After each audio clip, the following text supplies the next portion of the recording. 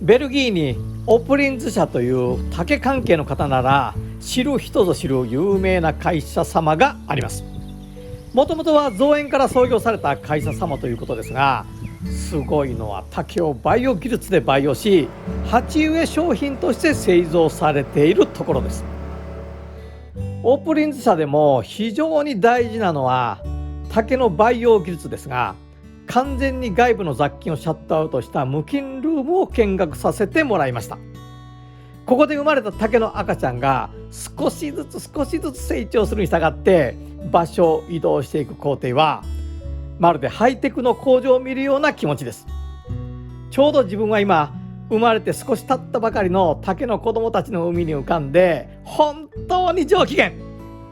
どんな竹林に行くことがあってもこのようなポットに植えられた竹というのは今までにない未体験ゾーン。しかもここの施設は日本の規模から考えたら想像もつかないような広大な敷地での大量生産、見渡す限りの竹なんです。こんなに大量の竹の鉢植えなど果たして需要があるんだろうか。そんな心配される方ももしかしたらおられるかもしれません。しかし欧米では竹は育つことが少ない希少性もあり、想像以上に人気が高く好きな方も多いんです。数年前にシアトルから虎竹の里に虎竹を見学に来られた竹専門の造園会社様もありましたが、アメリカでは鉢植えにしてオフィスや自宅で育てられる需要が多いと話されていました。高級住宅街の庭園には竹を好んで植えられると聞きましたし、ある意味ではステータスシンボルのようになっているようです。かつてですね、江戸時代には武家の庭に中国から渡ってきた孟宗竹を植えることがステータスとなっていた時代がありますので、もしかしたら竹においてはやはり日本が少し進んでいるのかもしれません。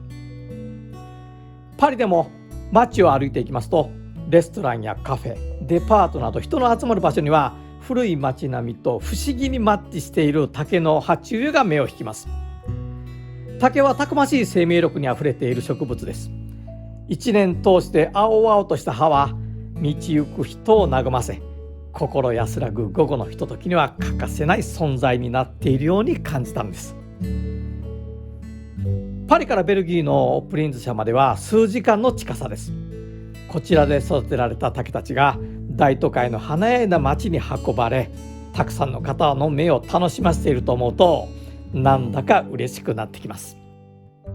今回の訪問ではジェネラルマネージャーのウォルターさんにご案内いただきました。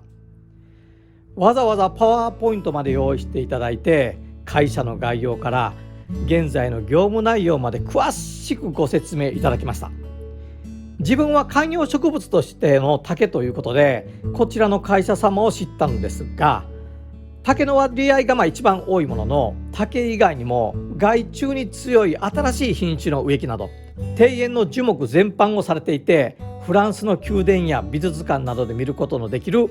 美しい刈り込みをした庭園の中にもオープリンズ社の仕事のものが多々あるそうなのです。80種類もの竹が集められて、それぞれの気候に合わせた生育害を研究されています。中には緑色の竹表皮に筋状の黄色い色合いが入る金明竹などもあり、さすがに観賞用の竹の会社様と感心したんですが、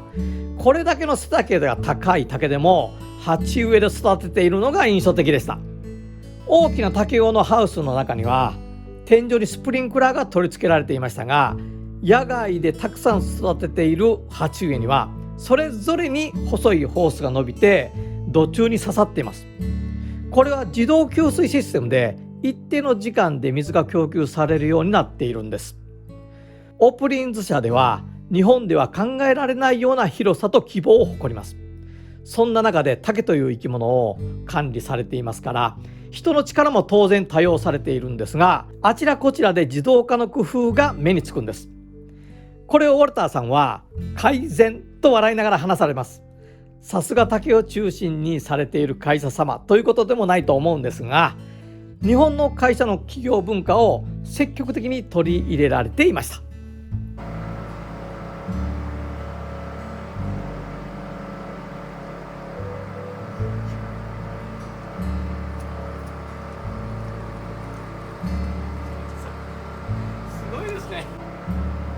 すごいすごいすごい。こちらのプラントに来させてもらって何度この言葉をうなったことか。本当に世界は広く、自分の知識は狭く、いかにものを知らずにいたかを思い知ります。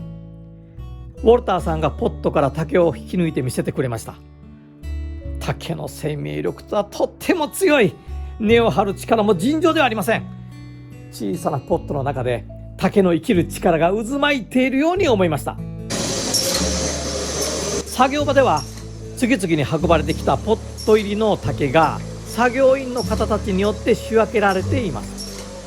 その量も半端なものではありません。ポットを収納している黒いプラスチックケースが小山のように積み上げられているんです。フォークリフトがやってきて、それらを積み込んで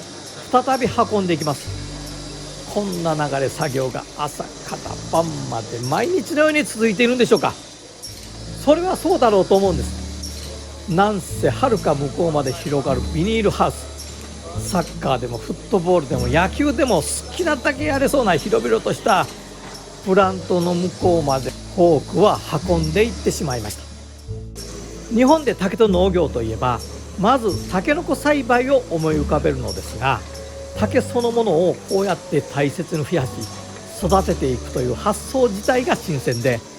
今まで自分が考えてきた竹とは全く違う異文化に触れた気がして、湧き上がる興奮を抑えることができないんです。オプリンズ社の本社や農園のあるベルギーの街は、まるでテーマパークか何かのように美しく、静かで豊かな空気感に包まれていました。